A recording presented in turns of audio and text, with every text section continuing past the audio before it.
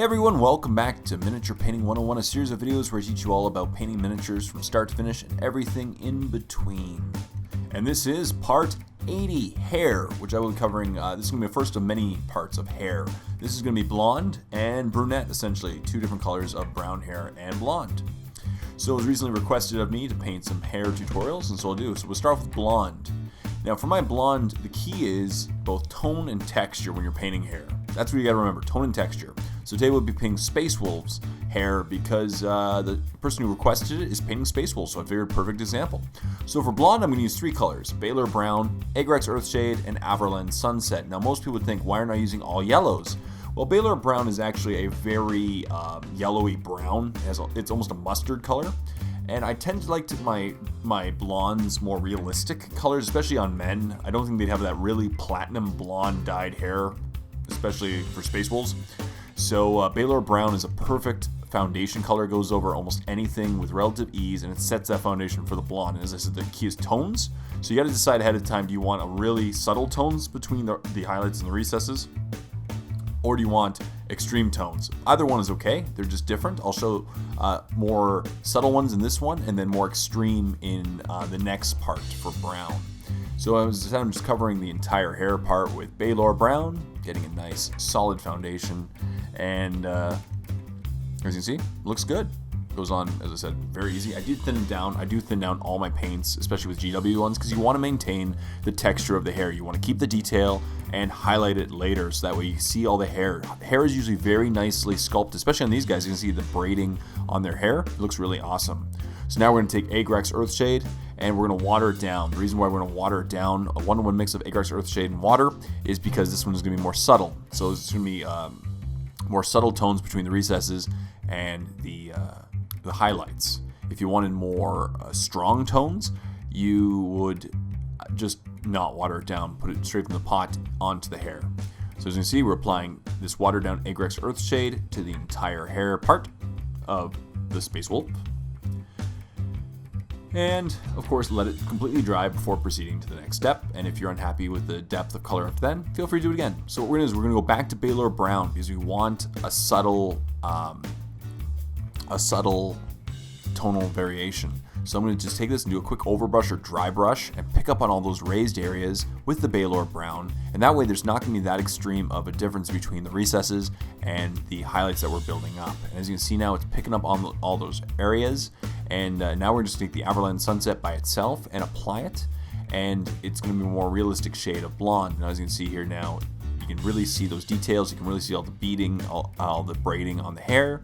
And he looks awesome. And this is a more realistic shade of yellow. It's not really that bright platinum blonde that you can do if you want. I just try to keep my blondes more realistic colors and start off with a more brown foundation. And that's it. So now we have him done. So now we're going to do dark brown. So this is going to be a very, very deep, rich, dark brown. And we're going to try to get some really strong tones between the recesses and the raised areas, as you're going to see. So as I said, if you don't want to do that, I just recommend watering down the shade and then try to blend it a little bit more with your overbrushing or dry brushing. So today with the foundation color, we'll use Mournfang Brown, Agrax Earthshade straight from the pot this time, and a combination of XV88 and Mournfang Brown for the highlights. So we'll start off with taking our Space Wolf once again, and we're going to use Mournfang Brown, which is a deep reddish brown, kind of a chestnut brown, and we're going to apply it entirely to the miniature. As I did before, I did thin it down slightly with some medium. That way it goes on nicely, but it doesn't obscure any of the nice braiding details on the hair. As I said, usually hair is really nicely modeled and detailed on models. You want to keep that detail. You don't want to remove it by accident, make it too clumpy, and then they look like their hair is kind of made of tubes. So take your time, do a nice solid foundation color, and always keep it thin. That way it goes on nicely and doesn't obscure any details. So as you can see, this is a pretty dark brown. And that's the key there, tones and textures. That's the key with hair. So now that we got our first color down, of course the key is to let it dry entirely, and then we'll give it a shade. And now that it's completely dry, we'll take our Agrax Earthshade and we're going to take it straight from the pot and just put it on the hair. And this is going to be two things. Number one, it's a very dark color to begin with, so this will just make it really dark in the recesses. And then we're going to build up multiple tones on the hair. We're going to make some parts brighter than others, some parts lighter than others, and this is going to just mix up the tones on the hair. So you don't have to necessarily do this, but I recommend 3 colors regardless if you're doing a dark brown hair color. But it's up to you how big of a tonal variation you want between the recesses and the raised areas. Feel free to mix it up, see which one works best for you. So right now I'm just doing a quick overbrush of these areas with Mournfang Brown once again. That way you're just building up that color again in the raised areas. And as you can see, I missed a couple hairs intentionally. That way there's some variation. Now I'm going to add some XV88 into the mix. So it's a 1-to-1 mix of Mournfang Brown and XV88. So it's an even lighter brown. And then I'm just going to go over the very peaks of the hair that is on the top, and then go over the top parts facing upwards on the braids. And that way I just build up more variation. As you can see now, there's tons of tonal variation. You can see the detail really pop on this guy, and you can clearly see all the strands of hair and the braiding on the lower parts. But as you can see, there's a bit of variation in the tones, which is what I intentionally want to show you for this hair. And finally, we're going to do light brown. The big difference between light brown and dark brown is obviously we're going to start with the XV88, and once again we're painting a Space Wolf Grey Hunter.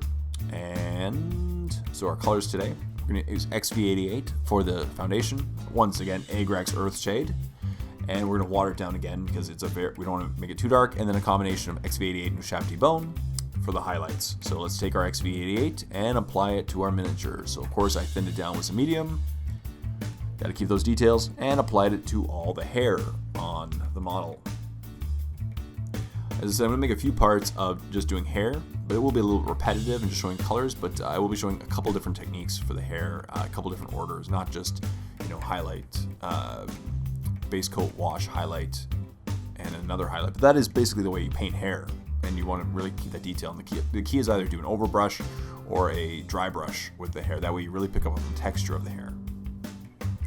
So now the XV88 is done. We have our Agrax Earthshade, and we're going to water it down. 1-to-1 mix of Agrax Earthshade and water, and apply it to our miniature. That way it doesn't really darken it too much in the recesses. We want to keep this hair a bit lighter, significantly lighter than we did for the previous one. And so this is the light brown hair. So as you can see, it now has gone all over. It's not going to be too dark in the recesses. So we're going to let that dry entirely, and then proceed to the highlighting once again. Highlight up with our base coat color, XV88, and we're going to keep a pretty nice subtle transition between the recesses and the raised areas. So I'm just going to do a quick overbrush of these areas, picking them all in the raised areas. As you can see now, this guy's really cool wacky hair. It's kind of a half mohawk on the side, so it's a pretty fun one to do hair on. And then finally, I'm going to take some Ushabti Bone and do about a 3-to-1 mix. So it's just going to lighten it slightly, but not insanely. And then I'm going to apply this once again, picking up all the raised areas at the very tips of the hair and at the top of the head. That way there's a good amount of variation, once again, between the raised areas and the recesses, but it's a more realistic change in tones. And that's essentially it. Now we've painted our 3 hair colors. So in the end, we have 3 hair colors. I decided to paint the skin on the first one, and I was going to do it on the rest of them, but it's okay. So the first one is blonde, second one dark brown, and third one light brown. All you can see, 3 very realistic hair colors, and they'll look awesome on the Space Wolves. And that's hair in a nutshell, but I'll be doing more in the future. So thank you as always for watching this episode of Miniature Painting 101. I really hope you enjoyed it, and stay tuned for next week's episode, part 81, which is just around the corner. But if you don't want to wait for next week and you're impatient, check out The Warp. Click on the link below for a free 14-day trial to my premium YouTube channel, where not only we get to see the next 6 months worth of Miniature Painting 101 episodes ahead of everyone else, you'll get to see dozens upon dozens of painting tutorials, battle reports, an Airbrush 101 series, face-off episodes, just some awesome wargaming content. So go ahead and check out The Warp. I think you'll love it. So thank you as always for watching. Until next time, this is Jay saying, happy painting, everyone.